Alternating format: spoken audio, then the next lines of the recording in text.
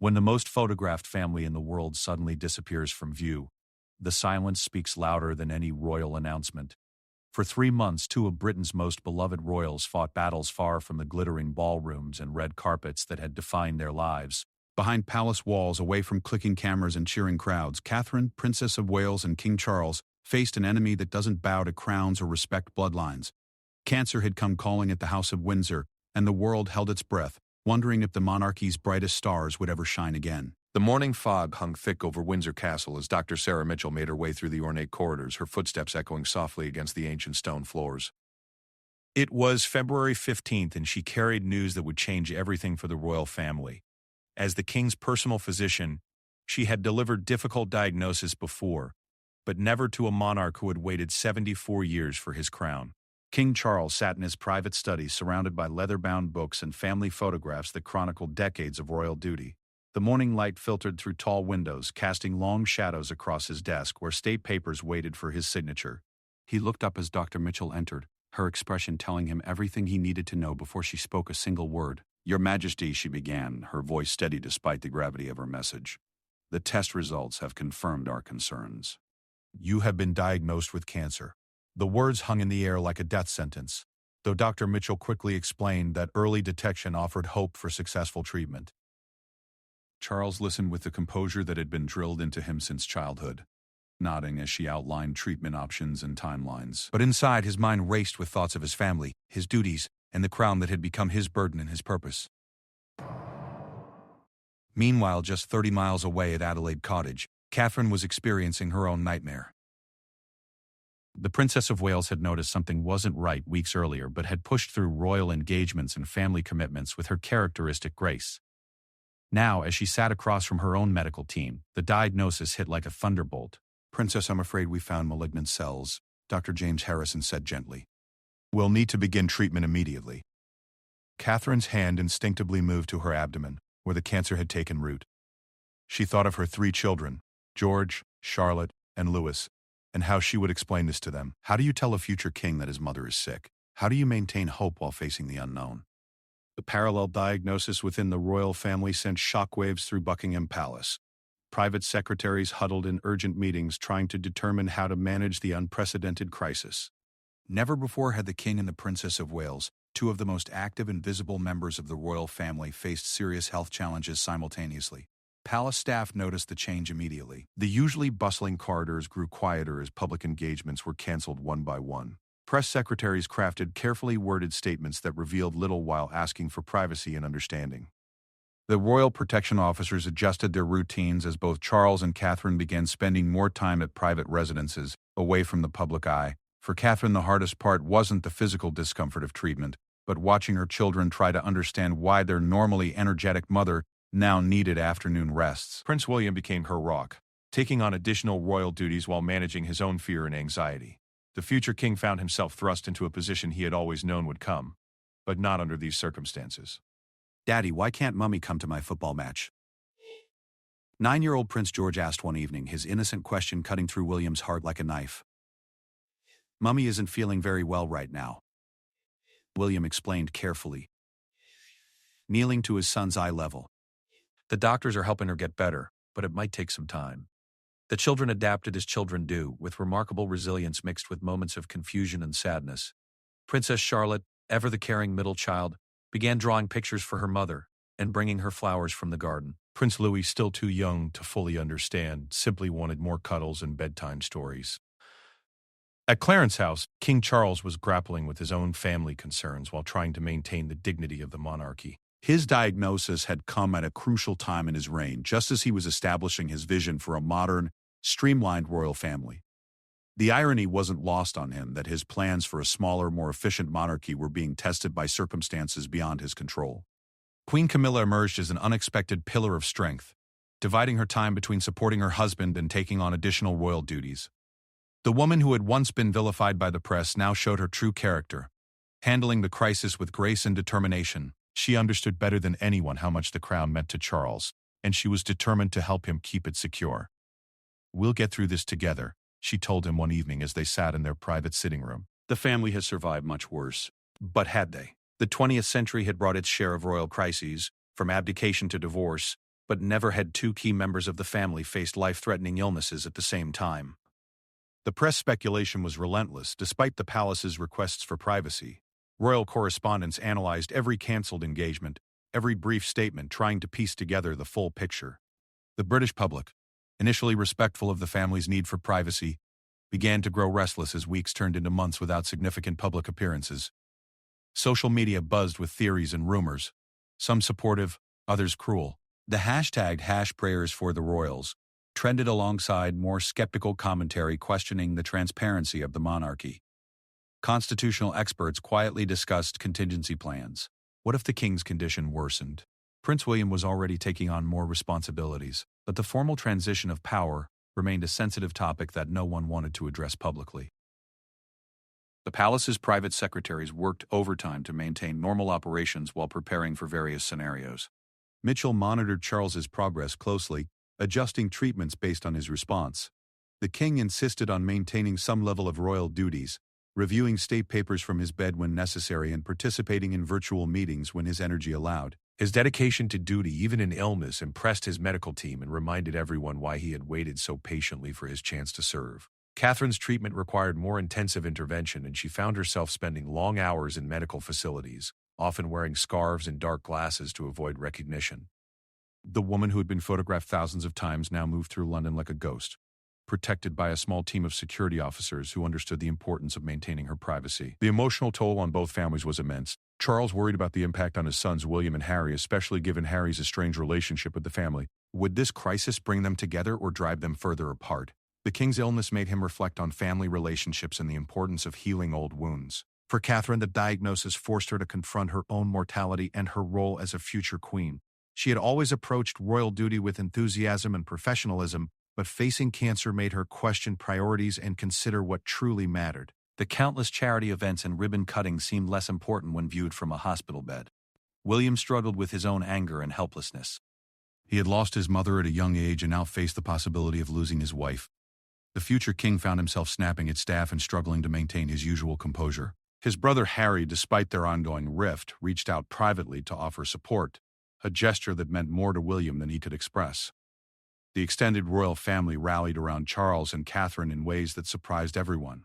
Princess Anne, known for her no-nonsense approach, became a frequent visitor, offering practical support and dry humor that lifted spirits during the darkest moments.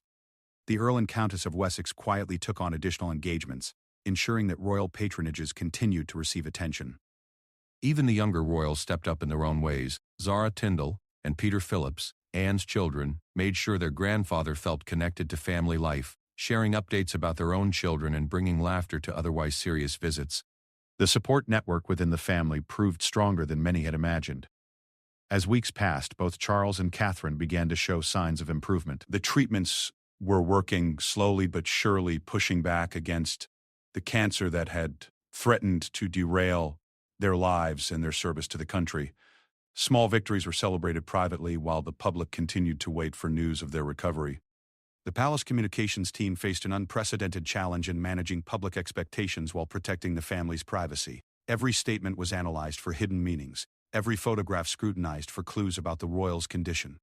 The balance between transparency and privacy had never been more delicate or more important. During quiet moments in their respective recoveries, both Charles and Catherine reflected on their roles and responsibilities.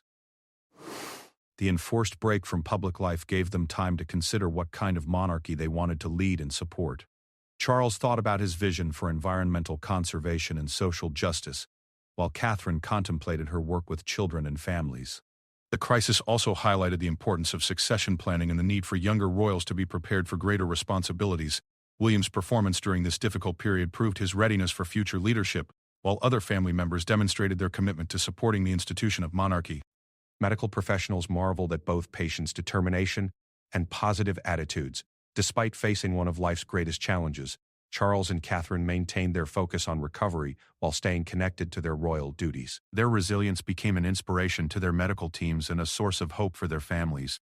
The 3-month period of reduced public appearances tested the monarchy's relationship with the British people in ways no one had anticipated. Would the public's support remain strong, or would the absence of visible royal activity diminish their relevance?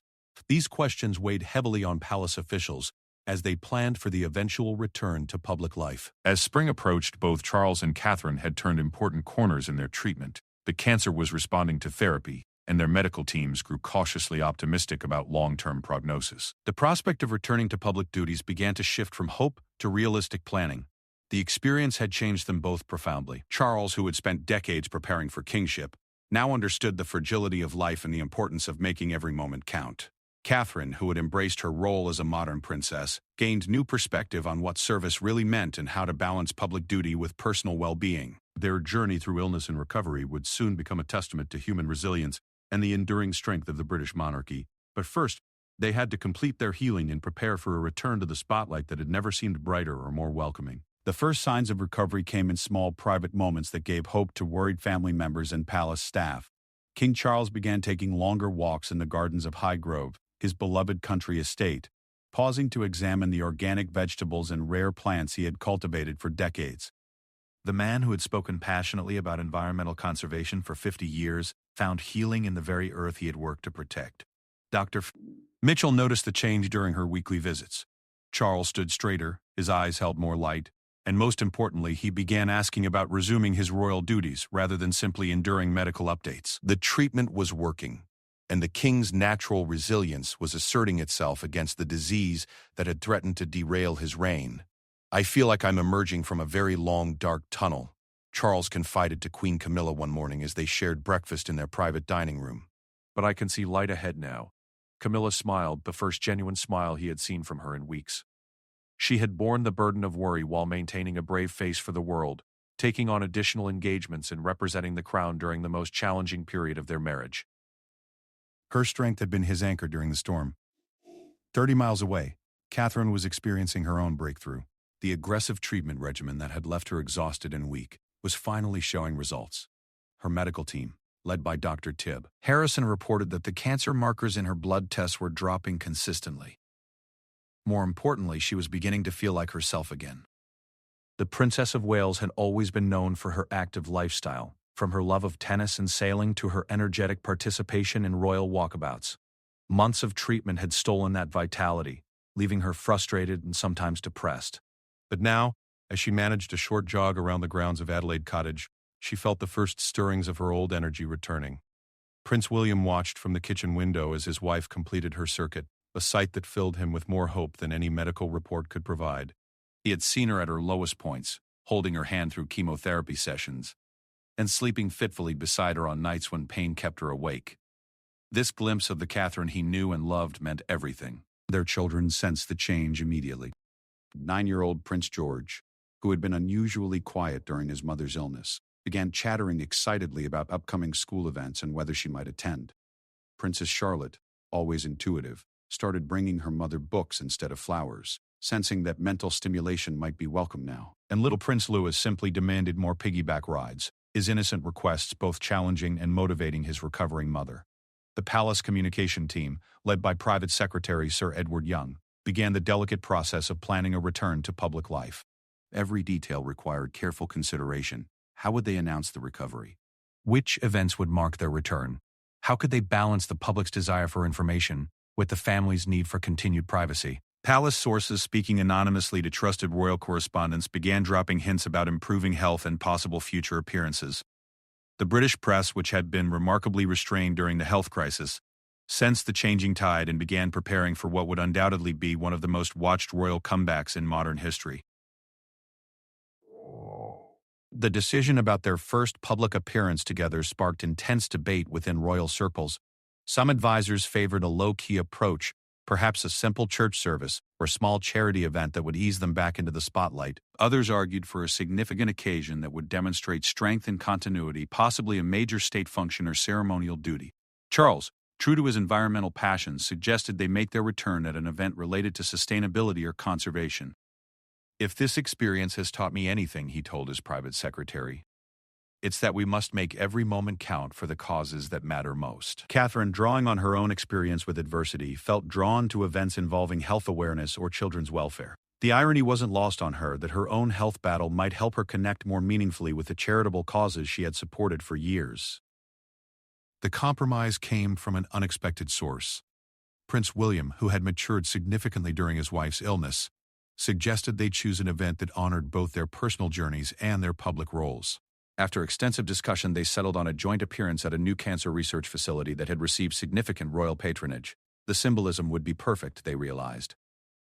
Two members of the royal family who had faced cancer themselves, opening a facility dedicated to finding cures for others facing the same battle. It would demonstrate their recovery while highlighting their commitment to public service and medical research. As plans took shape, both Charles and Catherine threw themselves into preparation with an enthusiasm that surprised their families. Charles began reading extensively about the latest cancer research developments, wanting to speak knowledgeably about the science behind the facility they would open. Catherine researched patient support programs and family resources, areas where her personal experience could add authenticity to her remarks. The announcement of their return sent shockwaves through the media world. Royal correspondents who had spent months speculating about their condition suddenly had to shift gears to cover their comeback. Television producers cleared schedules for special programs, while newspaper editors prepared front-page layouts celebrating their recovery. But the announcement also created pressure. The world would be watching their every move, analyzing their appearance and energy levels, searching for signs of ongoing illness or complete recovery. Palace officials worked with security teams to ensure proper protection while allowing for the public interaction that makes royal events meaningful. The week before their planned appearance, both Charles and Catherine underwent final medical evaluations. Dr. Mitchell pronounced the king ready for a gradual return to duties, though she emphasized the importance of maintaining regular treatment schedules and avoiding overexertion. Dr. Harrison offered similar guidance for Catherine, noting her remarkable progress while cautioning against rushing back too quickly. Fashion choices became another consideration. Catherine's stylist worked carefully to select outfits that would photograph well while accommodating any physical limitations from her treatment. Charles's valets ensured his uniform still fit properly after months of medical care and reduced activity. Every detail mattered when the world would be watching so closely. The children's reactions to their parents' impending return to public life varied dramatically. Prince George, now more aware of his future role, asked thoughtful questions about why royal duties mattered and whether his parents enjoyed their work. Princess Charlotte worried about whether the crowds would be too overwhelming for her recovering mother. Prince Louis simply wanted to know if he could come along to wave at people.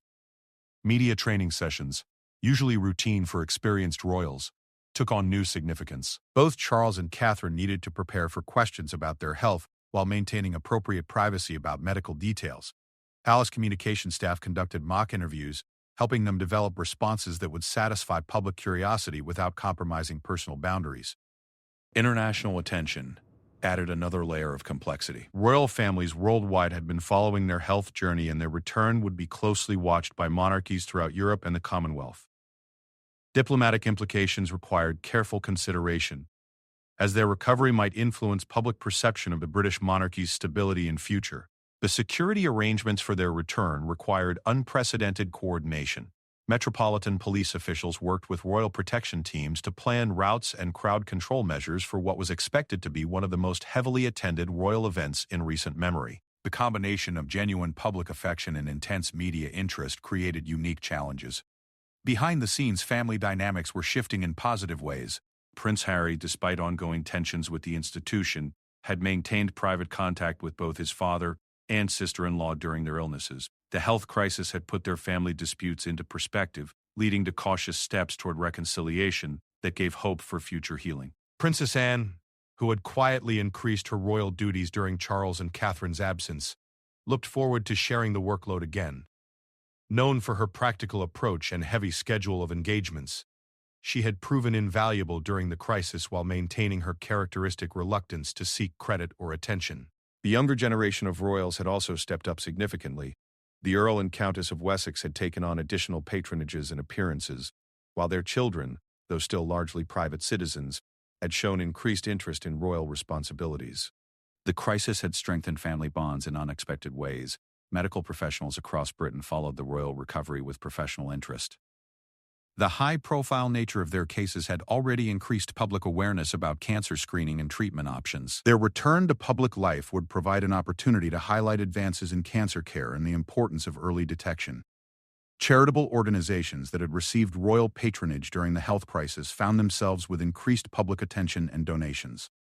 The outpouring of support for causes associated with Charles and Catherine demonstrated the unique ability of the royal family to draw attention to important issues, even during their absence. Palace staff members who had worked tirelessly during the crisis finally allowed themselves to feel optimistic about the future. From private secretaries to household staff, everyone had been affected by the uncertainty and worry of the past months. The prospect of returning to normal operations brought relief and excitement throughout the royal household. As the date of their return approached, both Charles and Catherine experienced a mixture of nervousness and anticipation. They had been away from the public eye longer than ever before in their royal careers. Would they remember how to work a crowd? Would their energy hold up during a full day of engagements? Would the public reception be as warm as they hoped? The night before their scheduled appearance, Charles called Catherine to discuss their shared experience and mutual support. Two people who would face similar battles, though at different stages of life and with different responsibilities, found comfort in their shared understanding of what recovery meant and what service required. Their conversation covered practical concerns about the next day's schedule, but also deeper questions about how their experience had changed their approach to royal duty. Both agreed that their illness had given them new perspective on what matters most and how they could use their platforms more effectively to help others. Sleep came fitfully for both royals that night, not from anxiety about their health, but from excitement about returning to the work they had missed so deeply. The spotlight that had once seemed overwhelming now represented an opportunity to make a difference, to show that recovery was possible, and to demonstrate the resilience that had carried the British monarchy through centuries of challenges. Tomorrow would mark not just their return to public life, but the beginning of a new chapter in their royal service, informed by adversity and strengthened by survival. The morning of May 15th dawned crisp and clear over London, as if the weather itself was celebrating the royal comeback. Inside Buckingham Palace, the atmosphere buzzed with an energy that had been missing for months. Staff members moved with renewed purpose, their faces reflecting the excitement and relief that permeated every corridor of the ancient building. King Charles stood before his bedroom mirror, adjusting his tie with hands that trembled slightly, not from illness, but from anticipation. 3 months ago, he had wondered if he would ever stand in this room again, preparing for a public engagement. Now, as he fastened his cufflinks and straightened his jacket, he felt a profound sense of gratitude that threatened to overwhelm him. Queen Camilla entered the room, radiant in a soft blue dress that complemented her husband's navy suit. She had chosen her outfit carefully, wanting to project optimism and strength while maintaining the dignity appropriate for such a significant occasion. Her smile, genuine and warm, reflected the journey they had traveled together through the darkness of illness toward this moment of triumph.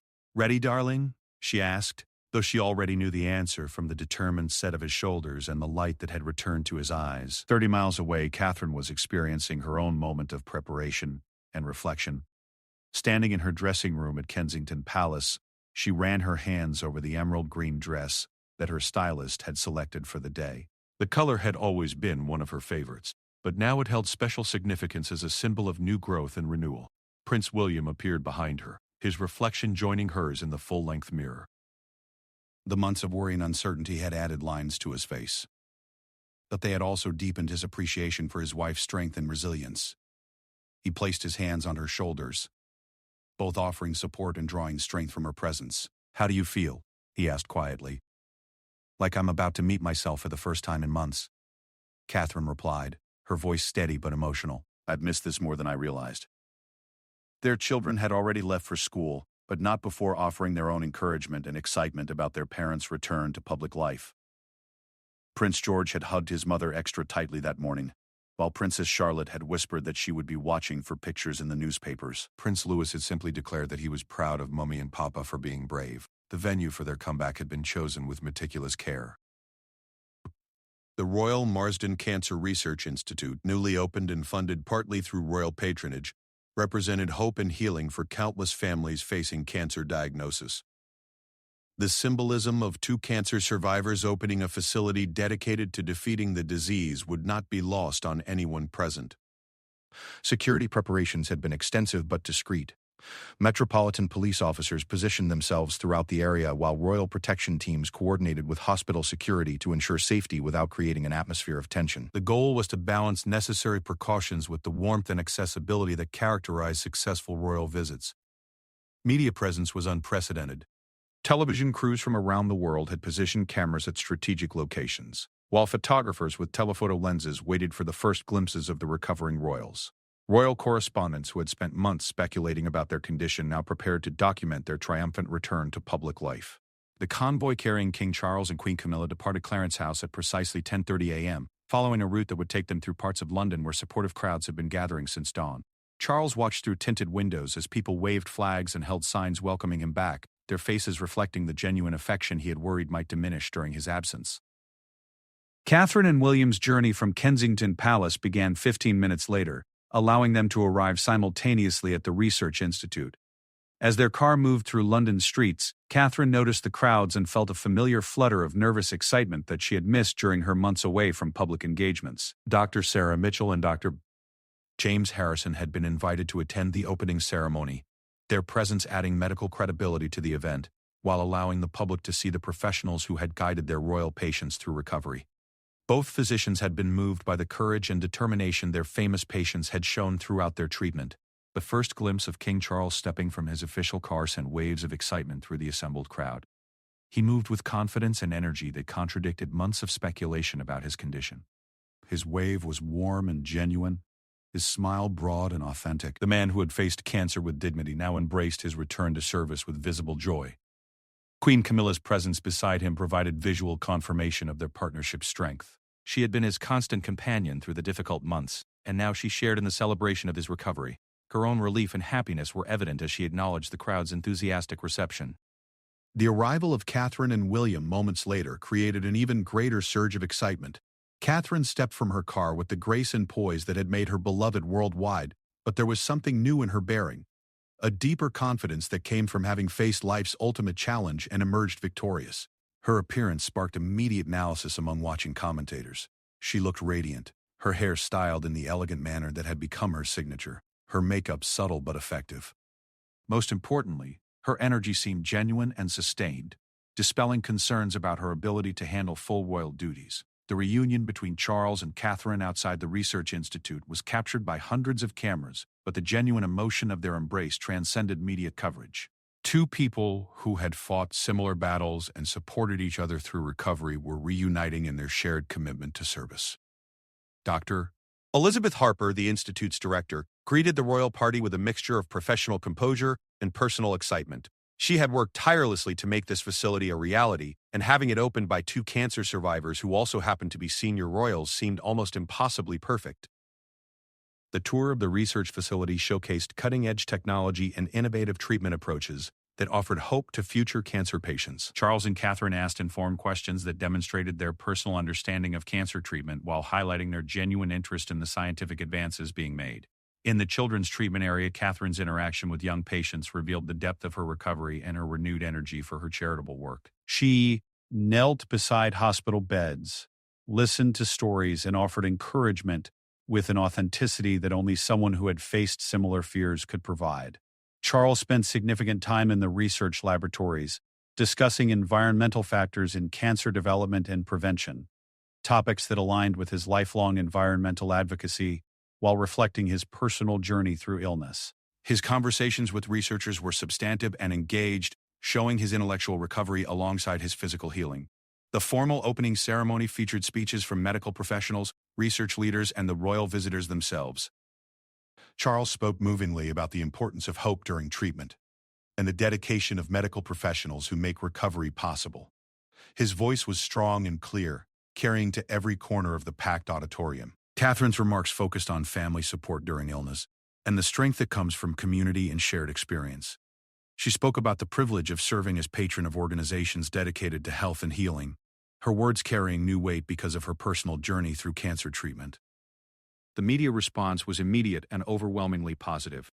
Headlines celebrated their apparent full recovery and praised their choice to make their comeback at a cancer research facility. Social media exploded with supportive messages from around the world, with hashtags like #RoyalRecovery and #CancerSurvivors trending globally. But beyond the public celebration, the day held deeper significance for the individuals involved.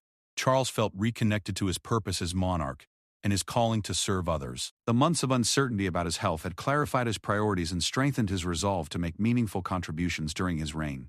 Catherine experienced a profound sense of homecoming as she engaged with the public and carried out royal duties that had been central to her identity for over a decade.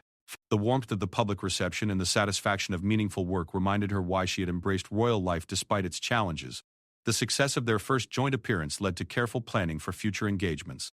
Palace officials, medical advisors, and the royals themselves collaborated to create a schedule that would allow gradual return to full duties while maintaining the health gains achieved during their recovery period. Within days of their comeback appearance, requests for royal visits flooded into palace offices. Organizations worldwide wanted to invite Charles and Catherine to events, seeing their personal experience with illness as adding authenticity and inspiration to causes related to health research and family support. Their medical teams continued monitoring their recovery while approving increased activity levels. Both patients had exceeded expectations for recovery speed and completeness, becoming examples of successful cancer treatment that offered hope to others facing similar diagnoses. The impact on their family relationships was equally positive. Their children, who had worried about their parents throughout the illness, now saw concrete proof that recovery was possible and complete. The experience had strengthened family bonds and given everyone new appreciation for time spent together. Prince William's performance during his wife's illness had earned respect throughout royal circles and positioned him well for his future role as king. His handling of increased responsibilities while supporting Catherine through treatment demonstrated the leadership qualities that would serve him well in years to come. International response to their recovery was gratifying and significant. Messages of congratulation poured in from royal families worldwide, while Commonwealth leaders expressed relief and celebration about the health of senior British royals. The global nature of their support network had been a source of strength during illness and now amplified the joy of recovery. Medical professionals noted the positive impact of high-profile cancer survivors returning to active, purposeful lives. Charles and Catherine's example encouraged other patients to maintain hope and set ambitious goals for their own recoveries, creating a ripple effect of inspiration throughout cancer treatment communities. Cancer charities reported increased donations and volunteer applications in the weeks following the royal comeback. The combination of personal experience and public platform had created a powerful advocacy opportunity that both Charles and Catherine embraced with enthusiasm and commitment. Their first joint engagement marked not just a return to normal royal duties, but the beginning of a new phase of service informed by personal experience with serious illness. They had emerged from their health crisis not just as survivors, but as advocates equipped with first-hand knowledge of what patients and families need during the darkest moments of illness. The spotlight that welcomed them back was brighter and warmer than any they had known before. It illuminated not just their recovery, but their renewed commitment to service and their deeper understanding of what truly matters in life. Their journey through illness and back to health had been private and personal, but their return to public life would benefit countless others who looked to them for inspiration, hope, and proof that even the greatest challenges can be overcome. As the months ahead unfolded, Charles and Catherine would discover that their experience with cancer had not weakened their ability to serve, but had strengthened it in ways they never could have imagined. The crown they wore, whether literal or metaphorical, now rested on heads that had been tested by adversity and proven worthy of the trust placed in them by millions around the world.